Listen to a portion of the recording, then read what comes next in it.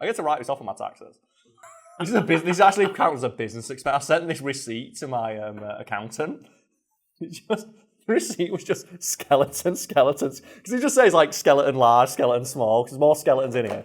It's full of skeletons. It's just, why did you buy so many skeletons? It's like Halloween. It's just, I get to write skeletons off on my taxes. Anyway, the Eternals. So nearby, Lucas, would you like to let the lovely audience at home know what we're talking about today?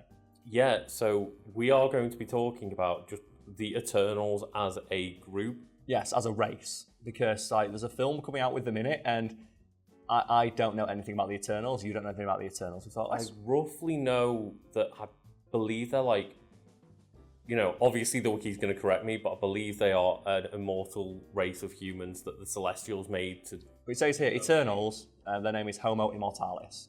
It's almost as good as Homo Superior for like mutants. Yeah. Which is really good. But I don't know much about the Eternals, but I did have a brief skim through this wiki, a link to which you can find below. And the amount of word salad in it, I think it speaks like how successful the MCU is that they can put this shit in a film and get like Angelina Jolie to say this stuff. Yeah. And Salma Hayek. It's like, you get that dickhead from Game of Thrones, he'll be in anything.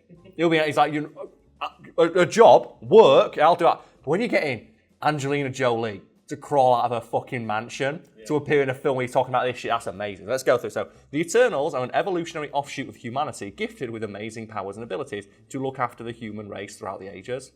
And I have seen the trailer, and they really, really gloss over that. Oh, I haven't seen the trailer, so... because I went to see, what was it we watched? Shang-Chi, and they have like the Eternals trailer before. And I was really mad because they had the trailer for the new Spider-Man movie. Like, damn it, I almost got in clean. You should have just ran out of the cinema screen. I almost covered my eyes, but they have like, oh yeah, we're here to protect you. And I was like, where the fuck were you then during the snap? And they're like, oh, we're not allowed to interfere during that. It's like, what more threat could there be than all life in the universe being halved? You've got to protect humanity, but you also can't interfere. That's a really shit fucking job, isn't it? Yeah. 1 million years ago, the Celestials created 100 Eternals and fucked off. Since then, they lived secluded on Earth, rarely interfering, and when they perish, they are simply reborn. Okay, so what do they do? Yeah, that's the thing. It's like, oh, we've got to look after humanity, but we don't interfere. Like, every single world-ending threat that's happened during the MCU, and they've been nowhere? Yeah. How are they protecting humanity in any way? Don't think about it. Anyway, so we have here, so after 2 devastating civil wars, there's 100 of them. That's not a war, is it? Or then again, if you've got superpowers, it probably feel like a war when they start fighting.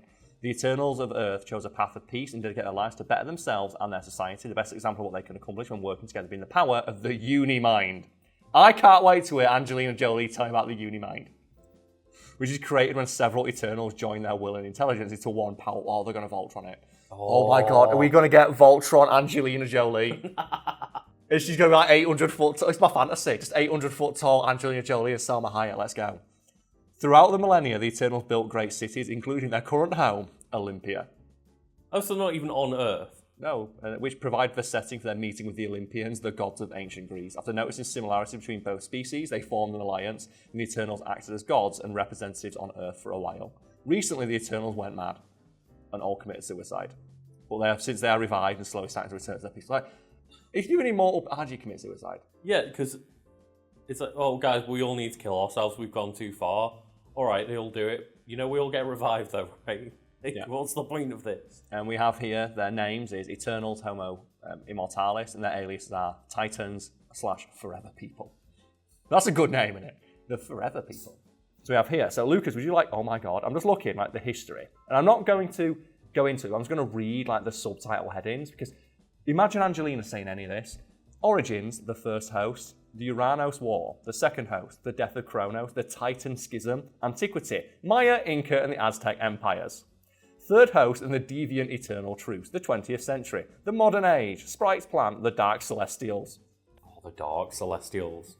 I just want to see it. They're always wearing sunglasses. That's it. That's all they do. So, Lucas, would you like to learn about just the biology and powers and abilities of just the average Eternal? Yeah, I really want to know, because I don't have any clue what these beings really do or what they are. Well, they look like people, which means it's really easy to get actors to play them. But the Eternals cannot procreate among themselves, but there have been several cases of crossbreeding with humans. That's naughty, that. Especially when they're like 1,000 years old, because anyone under 400 years old is basically a child. So they have that in is it Mass Effect? It's like Liara's 300 years old. It's like you're basically a toddler in my society. Yeah. On Titan, Susan and Mentor managed to reproduce with the help of the quantum bands. That's just a space sex toy. The quantum bands. Wrap it around your ball sack and it helps. Diseases. So they can get diseases despite being immortal. That's going to suck, can it? You live forever, but you got a disease. There exists a genetic predisposition among the Eternals known as Deviant Syndrome. That syndrome is considered a mutation, and those affected, mutants and deviants. So it doesn't tell me what it does, but they get it. Is it bad? It sounds bad to be a deviant. Is that similar to Thanos being because He's a mutant of his race, yeah. He's like a deviant of his race, yeah. If people wonder why is Thanos purple, his people don't look like that. He's just, I think they react in horror when he's born. It's like, oh my god, your child looks like Grimace. Yeah, they treat him as a monster child, yeah. So, the Mad Wyrie. The Mad Wyrie, also known as it's MAHD, WY''RY. You can do it, Karl. So sorry, the Mad Wyrie, also known as the Eternal Madness, was an illness caused by extreme longevity of the Eternals. Despite their nigh indestructible bodies, the Eternals still possessed a human mind. Oh no. Oh, this is one of those things, this is why being immortal sucks, and I'm glad they addressed this. It says here, so which after years of accumulating knowledge would drive the affected Eternal mad. Because you've just got 10 lifetimes worth of memories. There's only so much. You could only remember and experience so much. Well, you were talking back way before Mayan period and shit. Yeah. That's hundreds of lifetimes. They could theoretically be living. Imagine when your PC's really full and you try rendering something and you can feel it chugging. It's imagine that, but it's like you're looking at a menu in McDonald's. It's just overwhelmed with it. You learn one new fact, you see one new thing, and your brain just explodes out your ears.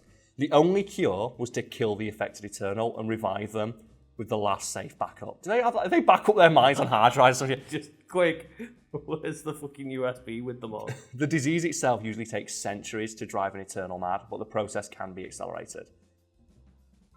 That's rough. Just centuries of feeling your mind slip away. So they compare it to senility in humans. Yeah. That's one of the scariest things, isn't it? It's not to bring it down, those adverts, they have Alzheimer's awareness, and it's you have people talk, yeah, just one day my dad didn't recognise me. It's oh my no! I like this as well. Uni-mind. The uni-mind's a merger of Eternals, and it says, please consult uni-mind for more details. And that means the Wiki, but it means it sounds like I have to go find the uni-mind and talk to it. Go and have a word with the uni-mind, see what they say. Gan-Joseon. In the culture of the Eternals, a Gan-Joseon, or Gan-Joseon, is a title attributed to an Eternal's chosen life mate, and the bond itself could just say life mate. So, according to Sprite, few Eternals choose humans for their Janjo. They might, but they're going to be dead in 100 years. It's I'm going to love you forever. Until death do us part, until one of us does. People affected by it have distinctive red eyes. It's very rare for a human to break it. So that means that just no one ever gets divorced. So they're either really good in bed or it's just really terrifying. It's tell your superpowered wife, I'm going to break up with you. Yeah, would you want to tell an immortal being that you're going to break up with them? Because they could fuck you up literally for the rest of your life and in your afterlife if they fucking wanted to. Well, it's not that, it's just that they can just go to your grave every day. Just everyone who tries to remember you, it's they're a dick. Damn. Take away your memory. So we have here, powers and abilities, all Eternals can join the uni-mind. They all possess enhanced physical attributes to varying degrees. All Eternals are extremely long-lived and virtually immortal, and they can choose to specialise in particular powers and attributes without any sort of they've got skill trees.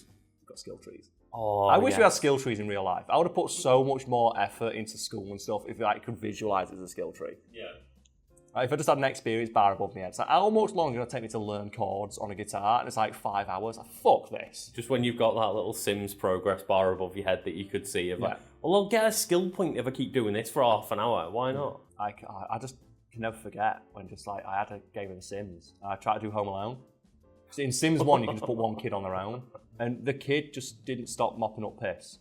Because he was scared of going outside. So when he went outside, he just cried and pissed himself. And then he'd go to sleep on the floor. And then he'd wake up in the middle of the night and go mop up his piss. And it's man, this kid. This is what it'd be like if you actually got left on your own. I was going to say this is about as well as a child would do. We have average strength level, an average Eternal can lift 15 tons without using any form of telekinesis. They also have telekinesis, but they don't tell us that.